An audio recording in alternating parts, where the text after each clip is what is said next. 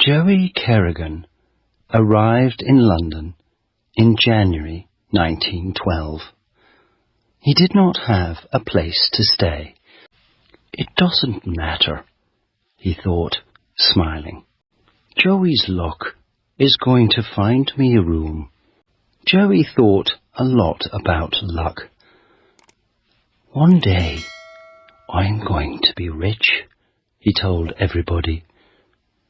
Lucky people get rich, and I'm lucky. After a lot of walking, he found a room in a house. It was near Tower Bridge. The room wasn't very big, but it was cheap. The landlord's name was Mr. Webber. He looked Joey up and down. "What's your name?" he said. "Where are you from?" Joe Smith, Joe said. "I'm from Ireland."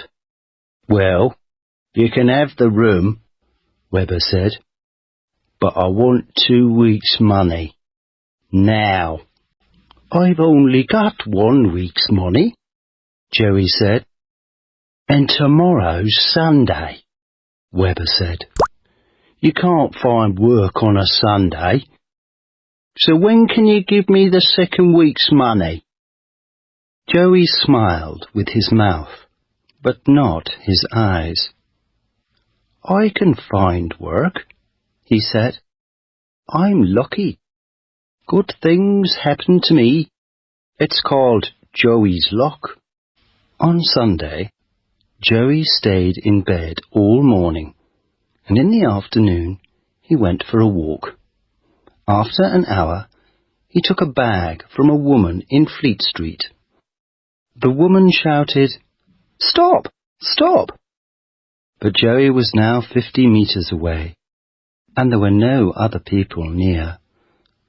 Joey laughed and ran down a little street, then between 2 tall buildings down to the river. He stopped and opened the bag. There was some money in it, but not very much. He took the money out, then put the bag into the river. Later that day, he walked past a bookshop. There were lots of people there, looking at books, and Joey moved carefully between them. For a second, he stood behind a fat man, then moved quietly away. The man did not feel Joey's hand in his back pocket, but the man's wallet was now inside Joey's shirt. It was a big, fat wallet, and when he got back to the house, he gave the landlord the 2nd week's money for the room. "You found work on a Sunday?" Webber said. "Where? Who with?" Joey smiled. "I told you. I'm lucky. Joey's luck." For the next 3 months, Joey Kerrigan walked the streets of London most days.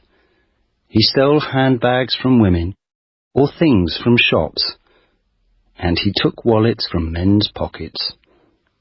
One morning, at the beginning of April, he took a wallet from the pocket of an old man with a red face. Joey was usually a very good pickpocket. People never knew anything about it. But not that morning. The man with the red face was quick. He turned, saw Joey, and shouted, "Hey, you! That's my wallet! Come back here!" But Joey was a good runner too. In 2 seconds he was round the corner into another street, then round another corner, and then he jumped onto a bus. "Joey's luck," Joey said, laughing. There was more luck for Joey that week. He first learned about Theo Goldman's money in a pub near his landlord's house. Webber went to the pub most evenings and sat with his friend Goldman. Goldman had a shop not far from the pub. He bought and sold a lot of different things: tables, chairs, beds, clocks, watches, books, pictures. When Joey went into the pub that evening, he saw Webber and Goldman at a table near the window. There were a lot of people in the pub. Joey bought a drink, then found a chair near Webber and Goldman. They did not see him. Joey sat with his back to them and listened. "But I need money to buy things when people bring them in," Goldman said. "Some money, yes," Webber answered. "But £100 or more, and in the shop? No, Theo." "It's not in the shop," Goldman said. "It's in my room at the back." "Do you have a good place to put it?" Webber said. Goldman laughed. "A very good place," he said. Joey sat with his drink, thinking. He knew Goldman's shop because it was in the same street as Webber's house. Joey often walked past it. £100 or more. "I'm going to get that £100, he thought. "Then I can do anything. Perhaps begin a new life in America." He smiled. Joey's luck again. So the money was in the room at the back, in a very good place. But where was that place? The next morning, Joey walked slowly past Goldman's shop. He did not go in, but looked through the window. The old man was in the shop, but he did not see Joey. Joey saw an open door to the room at the back of the shop. Through the door, he could see a table, 2 chairs, and a big cupboard. Was Goldman's money in that cupboard? Suddenly, the old man looked up, and Joey quickly turned and walked away. He did not go to bed that night. He put all his things into a bag, sat in an armchair, and waited. Midnight came and went. At 2 o'clock in the morning, he went down the stairs and out of the house. It was a cold night, and Joey looked up at the moon in the sky. "Are you a lucky moon?" he said, smiling. "Joey's lucky moon." He walked to Goldman's shop and looked round. Nobody was in the street. He took a small hammer from his coat pocket and broke the glass in the shop door. Then he put his hand through and opened the door. Joey moved quickly into the shop.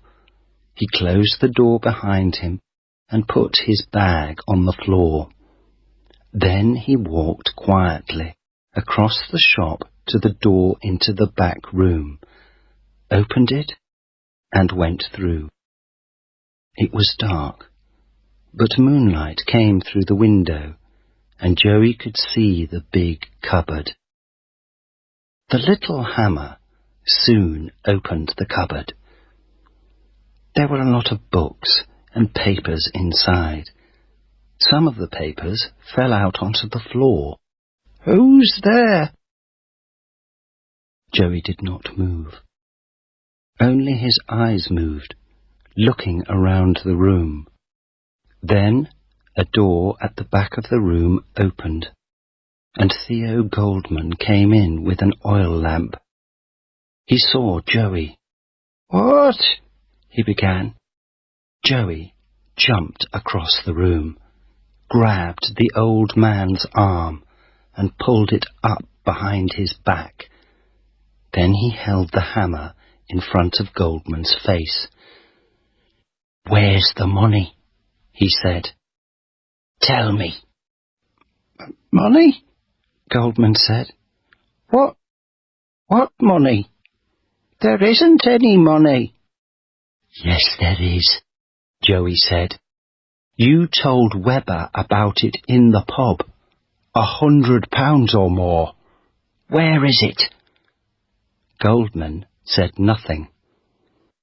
"Tell me," Joey said, "or I'm going to break your arms.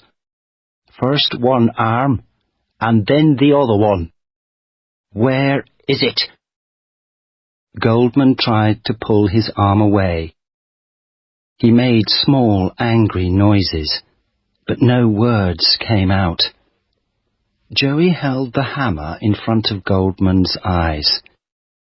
"Tell me, or this hammer goes into your face." All right. It's under the floor," Goldman said. "Under the cupboard." Joey pushed the old man across to the cupboard. "Get it," he said. "Now." The old man put the oil lamp on the floor and pulled the cupboard away from the wall. Then he got between the cupboard and the wall and pulled up some of the floor. There was a small box under the floor, and Goldman got it out. Joey grabbed the box from the old man's hands and opened it. It was full of money. Joey smiled. "I know you," Goldman said suddenly. "You live at Albert Webber's house." "Albert who?" said Joey. "Don't know him." He began to take the money out of the box and push it into the pockets of his coat. "Yes, you do. You live in his house," Goldman said. "Albert told me about you. You're—" "Be quiet," Joey said. "All right. So you know me, but nobody's going to find me." He laughed. "I can get a long way away with this money."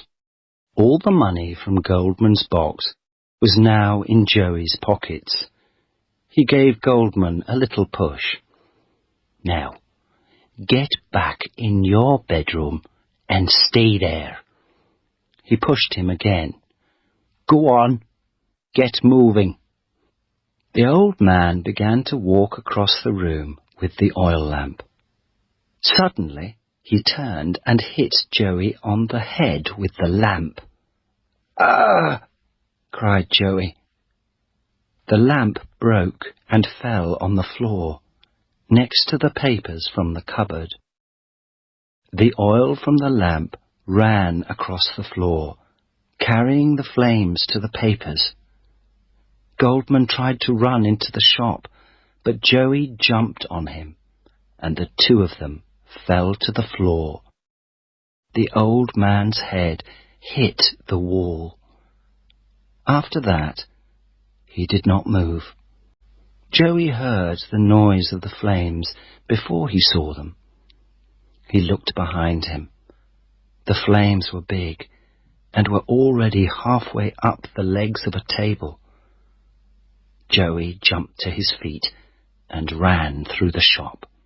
He found his bag by the front door, went out into the street, and began to run again. At the end of the street, he stopped and looked back.